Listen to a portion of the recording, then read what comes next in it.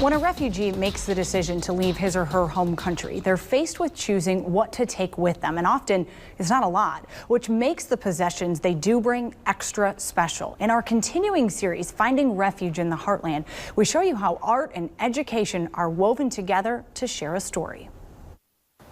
And I want everything to look as three-dimensional as possible, so I have a little card underneath the object, and that gives it a little shadow. Yeah. Jim Lamison is photographing 2 airline ticket stubs. Because that was I waited for a visa for like almost 2 years to get here, so I still keeping that ticket with me because it's kind of important to me. The objects and pictures are part of Jim's project, What We Carried, documenting the difficult choices Iraqi and Syrian refugees had to make when fleeing their countries.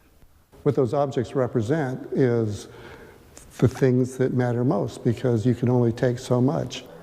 Qasim Hamo did exactly that in 2012 when he left Mosul, Iraq, and came to the U.S. by himself. It was a rough experience from the beginning because I had to work full time and stand on my feet for a couple of years. It took me 2 years to go part-time community college. Then I transferred to UNL.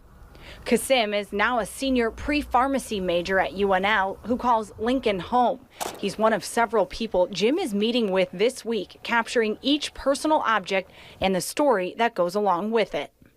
I photograph them as gently as possible, kind of matter-of-factly, and then I make a print, a 13 by 19 inch archival print, and I give that back to the participant, and they write why that object was so important, that they brought it above all others.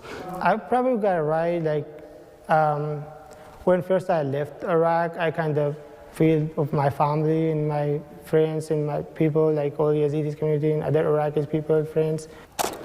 They're stories of freedom and loss that Jim is helping to express for refugees who fled persecution and war.